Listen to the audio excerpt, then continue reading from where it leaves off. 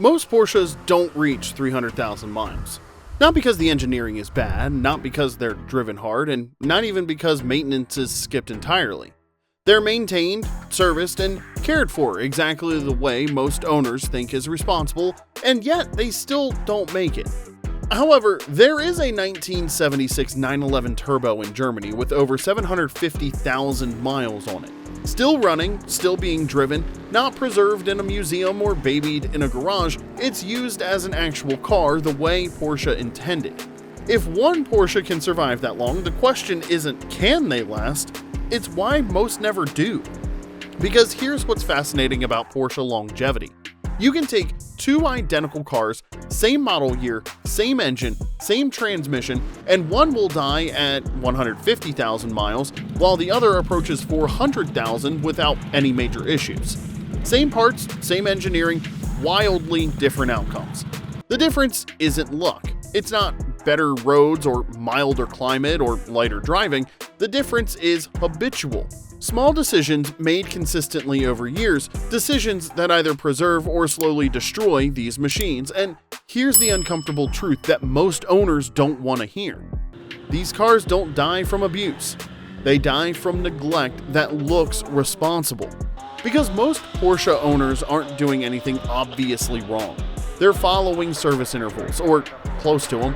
They're using quality parts, mostly. They're paying attention when something seems urgent, but responsible enough isn't the same as what the car actually needs. And the gap between those two things is where most Porsches quietly deteriorate until a failure that seemed sudden was actually years in the making. So let's talk about what actually kills these cars. Let's start with something as mundane as battery terminals and grounds. Porsche electrical systems are sophisticated. Dozens of control modules, sensors, and systems, all communicating through networks that depend on clean, stable voltage. When battery terminals corrode or ground connections degrade, voltage becomes unstable.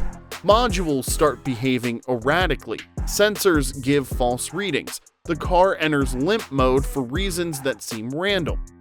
Most owners don't think about this. I mean, why would they? The battery works, the car starts, everything seems fine. But underneath, corrosion is building. Resistance is increasing, and the electrical system is slowly degrading in ways that won't be obvious until you're troubleshooting phantom issues that cost thousands to diagnose. Or take radiator and condenser debris. These components sit right behind the front intakes, exposed to everything the road throws at them. Gravel, rocks, chunks of tire rubber, debris from other vehicles. The aluminum fins are delicate. Once they're damaged, cooling efficiency drops. Not catastrophically, just incrementally. A few degrees hotter here, a little less airflow there. Most owners never check. The temperature gauge looks normal because modern Porsches are good at managing heat even when the cooling system is compromised. Until one hot day, one steep grade, one prolonged high-speed run, and suddenly the car overheats in a way that seems random but was actually predictable. Then there's idling. Owners idle their cars constantly, warming up in the driveway, sitting at Cars and Coffee, waiting in parking lots. It feels harmless. Better to let it warm up than to drive it cold, right? Except prolonged idling is terrible for engines. Incomplete combustion, carbon buildup on intake valves, oil contamination, fuel washing past rings. The engine is running but not under load, not at operating temperature, and not doing what it was designed to do. And over time, that idling accumulates into real damage that shows up as rough running, misfires, and eventually failed emissions tests. Cold starts with immediate high revs are even worse. The oil hasn't circulated fully. Tolerances are still tight. Clearances haven't expanded to operating specs, and someone blips the throttle to clear it out or revs before pulling away because it sounds good. Every cold high rev event is measurable wear. Microscopically small, sure, but that accumulates. Over thousands of cold starts, it turns into measurable bearing wear, ring wear, valve train wear. the kind of wear that shortens engine life by tens of thousands of miles without any single dramatic failure. And then there's something as simple as a dirty MAF sensor. The mass airflow sensor tells the engine how much air is entering so it can calculate the correct fuel mixture. When it's contaminated, dust, oil vapor, debris, it reads incorrectly. The engine runs too rich or too lean. Performance suffers slightly, fuel economy drops, carbon builds up faster. Most owners never clean it. I mean, why would they? The car runs. Maybe it's not quite as crisp as it used to be, but that's normal aging, right? Except it's not aging. A $30 cleaning that hasn't been done is causing the engine to run incorrectly for years. Now, none of these feel dangerous, and that's exactly why they are. Because they're not urgent. They don't trigger warning lights or dramatic symptoms. They just quietly reduce the car's lifespan, one small degradation at a time, until the cumulative effect becomes a major problem that seems to come out of nowhere. But at least these are things owners might theoretically do if they knew about them. The next category is worse, because these are things Porsche explicitly tells you not to worry about, even though you absolutely should. Porsche uses the lifetime term for certain fluids: transmission fluid in PDK gearboxes, differential fluid, transfer case fluid in all-wheel drive models. Lifetime sounds reassuring. It sounds like Porsche engineered these systems so well that the fluid never needs changing. Set it and forget it. One less thing to worry about. Except lifetime doesn't mean your lifetime. It means the warranty period, maybe slightly beyond. It means the fluid will function adequately for the duration Porsche expects the first owner to keep the car before trading it in. Lifetime fluids work perfectly if your lifetime ends at 100,000 miles. But if you're planning to keep the car longer, if you're actually trying to reach 200, 300,000 miles, those lifetime fluids are a ticking time bomb. Gearbox fluid degrades. It breaks down from heat cycles, accumulates contaminants, loses its friction modifiers. A PDK transmission running on original fluid at 100,000 miles is shifting on fluid that's thermally and chemically exhausted. Clutches are slipping microscopically more than they should. Bearings are running with less protection than Porsche designed them to have. The transmission doesn't fail immediately, it just wears faster. And when it eventually does fail at 120,000, 150,000 miles, the repair is $15,000 instead of $20,000, because the failure happened earlier than if the fluid had been changed. Differentials are the same story. The fluid is supposed to handle extreme pressure, maintain a film between gears, and resist breakdown from heat. But it's not magic. After 60,000 or 80,000 miles, it's compromised. The differential doesn't explode, it just wears. It whines a little more, runs a little hotter, and eventually bearing failure or gear damage that could have been prevented with a $300 fluid change. All-wheel drive transfer cases are even more sensitive because they're running smaller, more stressed components. The fluid breaks down faster. Contamination accumulates, and when the transfer case fails, because it will if you run it on degraded fluid long enough, it's an $8,000 to $12,000 repair instead of a routine service. Brake fluid is particularly insidious because the failure mode is safety critical. Brake fluid is hygroscopic. It absorbs moisture from the air over time.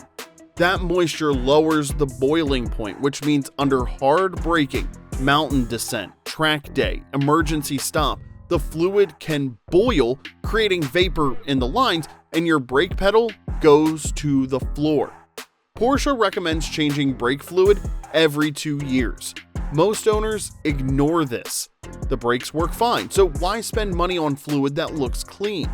Because moisture you can't see is accumulating. And when you actually need maximum braking performance, not just casual street driving, but real emergency braking, the fluid that's been in there for 5 years might fail you, and by then, it's too late. These aren't theoretical risks. They are documented failure modes that happen to Porsches all the time. owned by people who followed Porsche's lifetime guidance instead of understanding what the car actually needs for longevity. But let's say you're smarter than that. Let's say you're not trusting lifetime claims and you're actually being proactive. What does proactive actually look like on a Porsche that's going to last? Because if you study ultra-high mileage Porsches, cars with 300,000, 400,000, 500,000 miles, you'd see a pattern. Different owners, different miles, different use cases, but certain habits show up consistently across every single one. Oil changes are religious.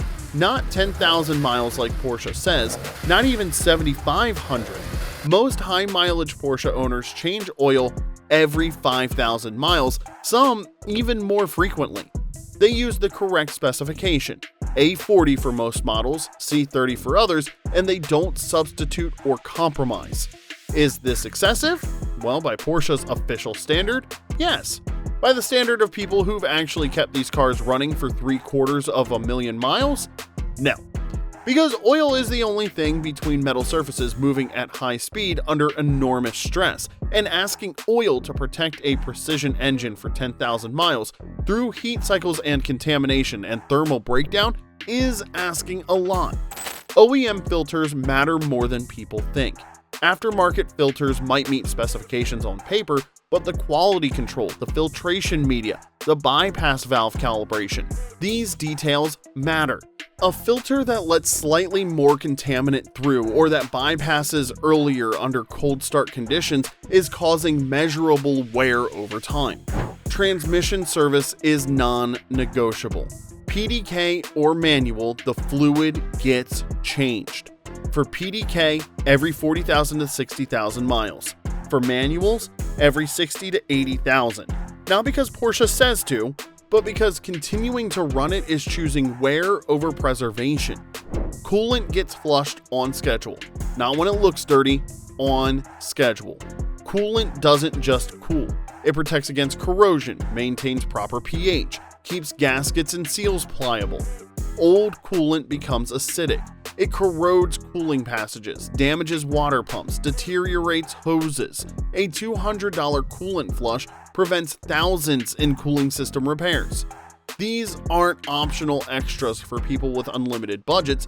These are the baseline habits shared by every Porsche that's reached truly high mileage. The cars aren't special. The owners are just refusing to accept good enough when what actually works is known and documented. But even with perfect habits, there are model-specific traps that will kill certain Porsches if you don't know about them. Some Porsche engines have non-negotiable service items. If you miss them, you're staring down a catastrophic failure that's inevitable. Timing belts are the clearest example. The 944, 928, early Boxster, and Cayman models. They all use timing belts, and unlike timing chains, belts have a finite lifespan measured in both miles and years. Most owners think about mileage. The belt is good for 90,000 miles, I'm only at 60,000, I'm fine.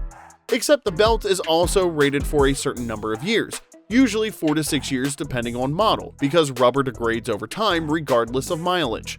A 15-year-old timing belt with only 40,000 miles on it is a ticking time bomb. The rubber has hardened, micro cracks have formed, and it's going to fail not because of wear, but because of age.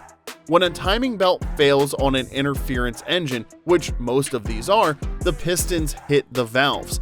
Bent valves, damaged pistons, destroyed cylinder head, the engine doesn't just stop, it destroys itself. A $2,000 timing belt service becomes a $15,000 to $25,000 engine rebuild.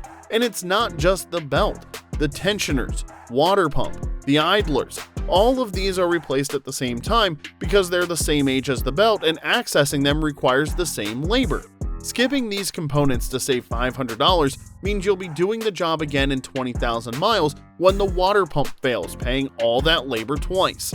IMS bearings on certain 911s fall into this category too. The intermediate shaft bearing in 996 and 997.1 models can fail catastrophically, destroying the engine. It doesn't happen to every car, But it happens often enough that proactive replacement when you're already in the engine for another service is the difference between a $2,500 preventative job and a $20,000 engine replacement. These aren't regular maintenance items. They're existential threats to specific models, and knowing which ones apply to your car and addressing them before they become problems is the difference between an engine that lasts 200,000 miles and one that dies at 80,000 miles. These cars are built to last. The engineering is there, the materials are there. The potential for 300, 400, even 500,000 plus miles is built into every Porsche from the factory, but only if the owner decides they matter. The difference between a Porsche that dies at 150,000 miles and one that's still going strong at 400,000 isn't the car, it's the owner.